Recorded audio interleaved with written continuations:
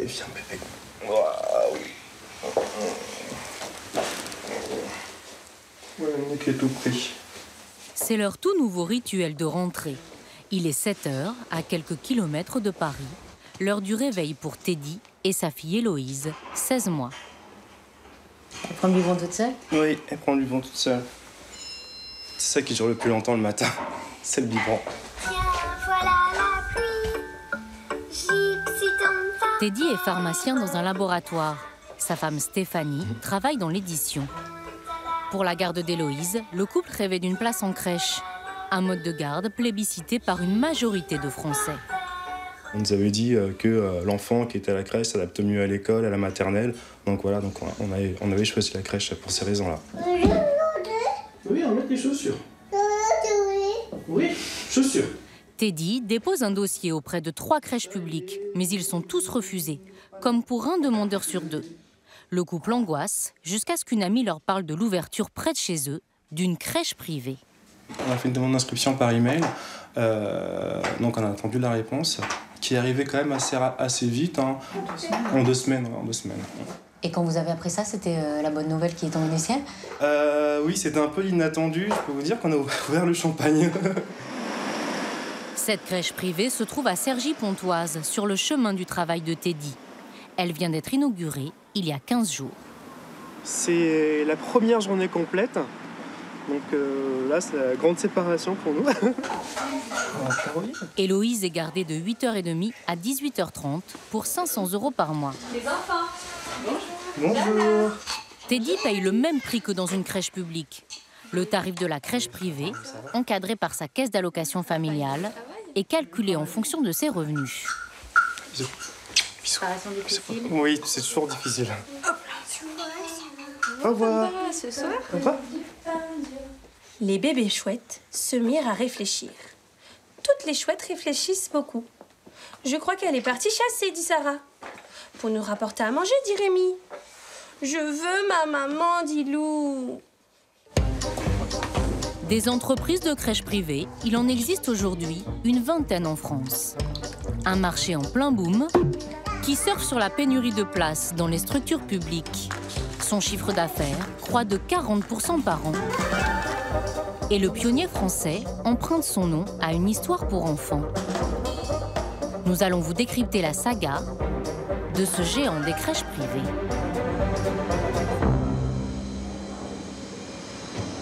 C'est au siège de la société qu'est né ce conte de fées entrepreneurial. Ascenseur, c'est ouvert? Escalier plutôt, pardon. Ouais. Hein?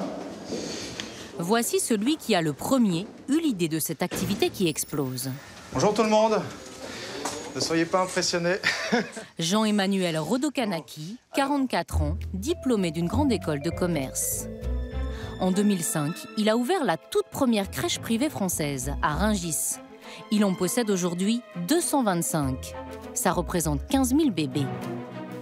Il lui a fallu 5 ans pour vaincre les réticences de l'État, qui refusait de délivrer des agréments de crèche au secteur marchand. Jean-Emmanuel dirige désormais 3000 salariés. Au siège, un standard téléphonique répond aux appels de familles en panique. D'accord. Donc c'est pour une entrée pour Adam qui est né le 22 octobre 2014, c'est bien ça?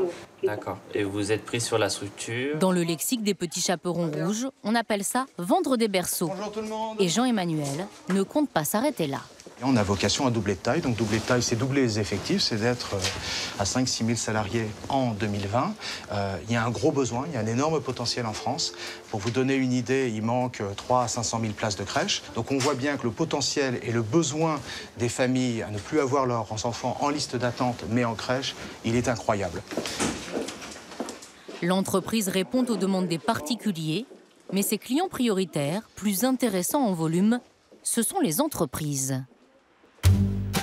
Pour comprendre comment ça fonctionne, nous nous rendons à Bordeaux. Sacha, 6 ans, a autrefois été chez une assistante maternelle.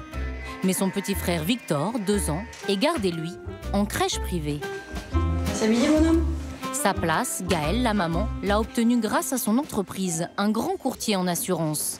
Sa société propose chaque année 10 places de crèche à ses 1000 salariés. Une crèche ultra flexible idéal pour les femmes actives. C'est vraiment un plus parce que par rapport à une crèche classique, c'est vraiment la crèche qui s'adapte à nous parce qu'ils les prennent quand ils ont un petit peu de fièvre. C'est un petit peu la crainte qu'on peut avoir quand on met son enfant en crèche finalement. Parce qu'on sait que dans certaines crèches, dès qu'ils sont un petit peu malades, ils ne les prennent pas. Et là, c'est absolument pas le cas. Quel bisou à Sacha. À ce soir. Au revoir. Au revoir, papa. Viens. Sa place en crèche privée, Gaëlle la paye 300 € par mois. Elle paierait le même tarif en crèche publique. La différence, c'est que son entreprise paye elle aussi au groupe de crèches privées 250 € mensuels. Soit, pour 10 salariés, un total de 25 000 € par an. Notre hiérarchie a bien compris qu'avoir un mode de garde sécurisant, c'est plus confortable pour une maman et qu'effectivement, on a des mamans qui travaillent aux ressources humaines, nous avons des mamans qui prennent des congés parentaux parce qu'elles n'ont pas d'autre solution. Et c'est pas non plus une situation confortable pour l'entreprise parce que ce sont des personnes que nous sommes obligés de remplacer et ça a un coût supplémentaire du coup pour l'entreprise aussi. Donc finalement, je pense que tout le monde s'y retrouve un petit peu. La crèche d'entreprise n'est qu'à 2 minutes du travail de Gaëlle, dans cette zone industrielle. Certaines crèches privées du groupe démarrent à 5 h et ferment à 22h30. Bonjour. Avec ce badge, Gaëlle pointe ses horaires. Si elle dépasse ses 10 heures quotidiennes prévues, chaque heure supplémentaire lui sera facturée environ 1,50 €. Bonjour. Vous avez passé une bonne soirée? Oui, très bien. Nuit. Courte, mais ça va. bon. Laure est l'éducatrice référente de Victor. Tu vas avec Laure? Allez. Bonne journée. À ce soir, Victor. À ce soir.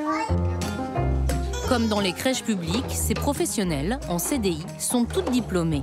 Elles ont étudié entre 1 et 4 ans pour être éducatrices, puéricultrices ou infirmières. Elles gagnent en moyenne 1 500 € net et ont 5 semaines de congé contre 7 dans le public. Chaque matin, c'est en tout petit groupe que se déroulent les ateliers. Alors, on va faire un crumble aux pommes.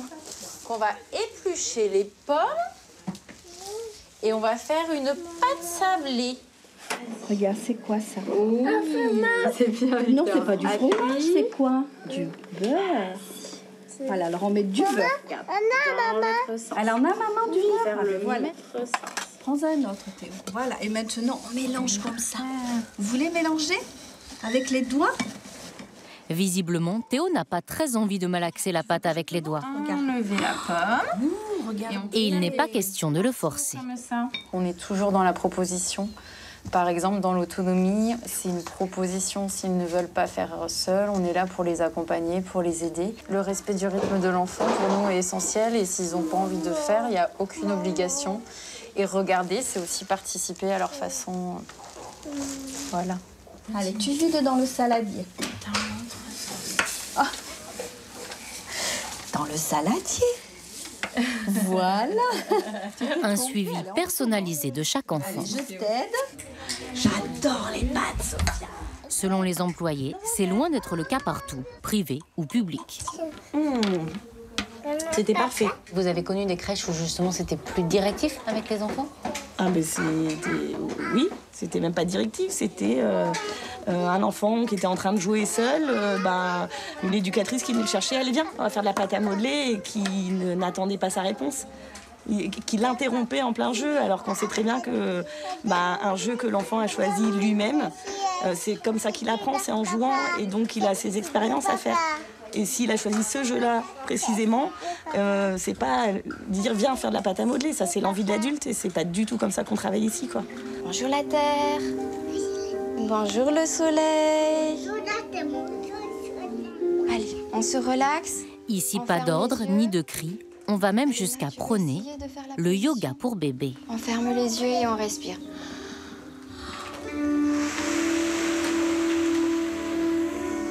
C'est bien au bain.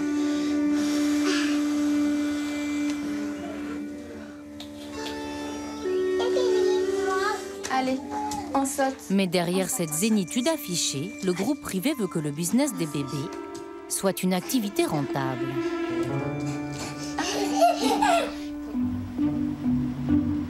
Le premier secret, plutôt que s'implanter au cœur des villes, c'est de privilégier les zones d'activité, là où l'immobilier est moins cher. Difficile d'imaginer que ces 250 mètres carrés de gravats deviendront bientôt une crèche flambant neuve de 26 places. Louis et Xavier sont chargés du développement du réseau dans toute la France. Pourquoi est-ce qu'on ne garde pas les sanitaires ici? Parce qu'ils ne sont absolument pas aux normes petite enfance. Une entreprise voisine vient d'acheter 13 berceaux d'un seul coup. Louis et Xavier doivent donc faire sortir de terre une crèche en moins de 6 semaines. Quand on a un client, on ne veut pas le perdre. Il suffit qu'on ait un client qui soit dans une zone et qui dit « moi je veux une crèche autour de mon entreprise ». Si on ne trouve pas rapidement, on perd ce contact-là et c'est pas en lui trouvant un local à 10 km de là qu'on va pouvoir le récupérer. Donc le fait d'agir très rapidement à la demande de notre client, ça c'est clé. Ouais. On a de la place pour un potager ou Coût des travaux, 400 000 € pour mettre les locaux aux normes strictes édictées par l'État. La PMI, la médecin petite enfance, à l'étude du dossier, nous a demandé un filet de protection sur 4 mètres de large afin d'éviter les chutes d'objets. Donc ce filet sera mis. Tu l'accroches à la façade. On a un accord du propriétaire pour accrocher ce filet à la façade. Le groupe inaugure une nouvelle crèche tous les 15 jours. Celle-ci ouvrira le 22 novembre prochain.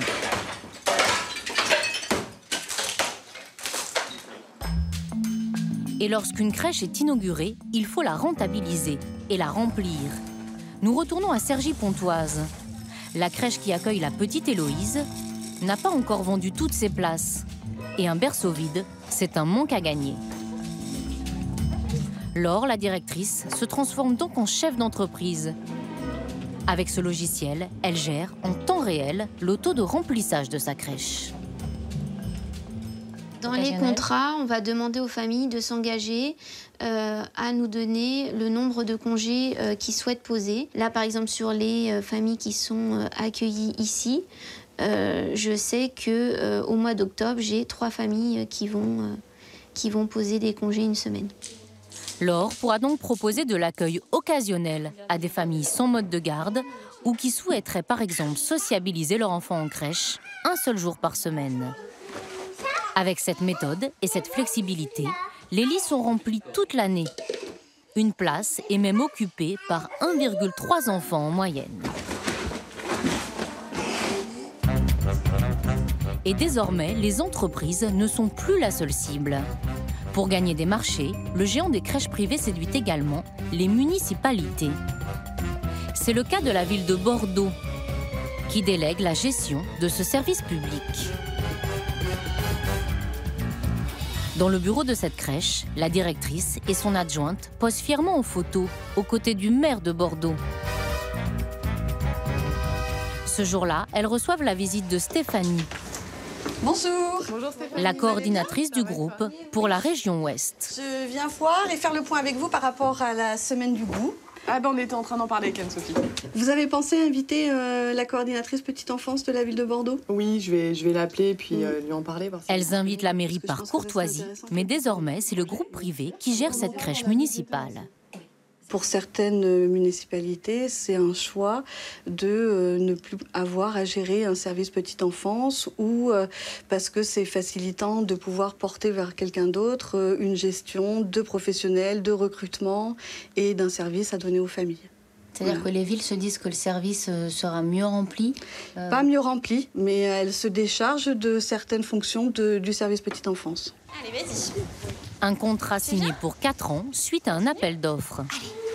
Les plumes qui chatouillent les pieds. La mairie garde le libre choix des familles. Tu continues, Lou? Tu vas jusqu'à la maison? Mais pour décliner son projet pédagogique, le gestionnaire de crèche privée est seul maître à bord. Ouh, vas-y. Alors, aujourd'hui, on va faire un petit atelier sur les nems. Est-ce que vous savez ce que c'est?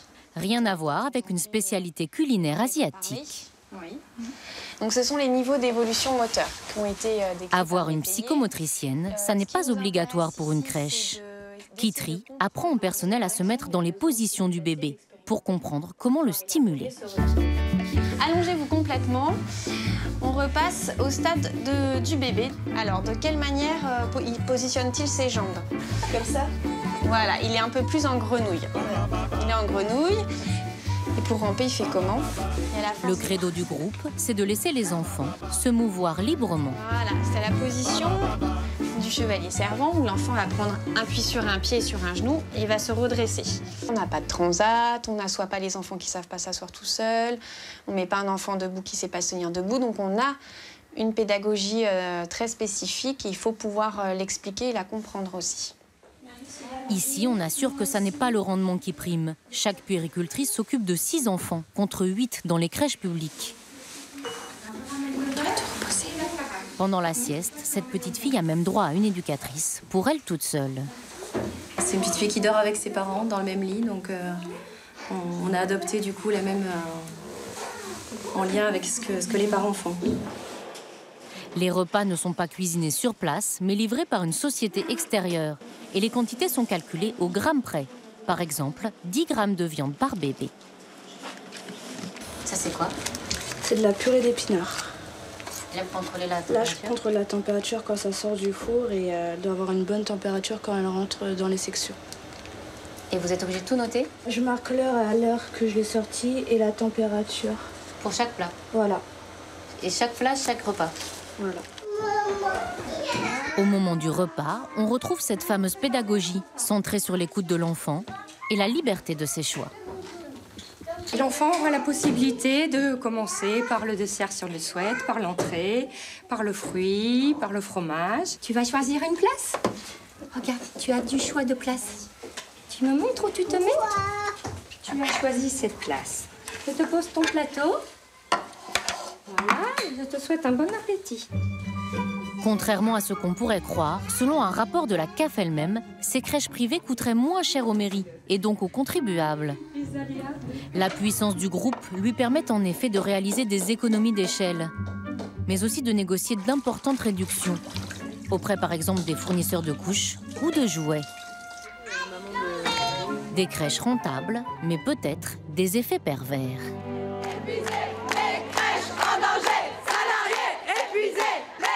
Aix-en-Provence, en juin dernier, les puéricultrices voient rouge, comme leur logo.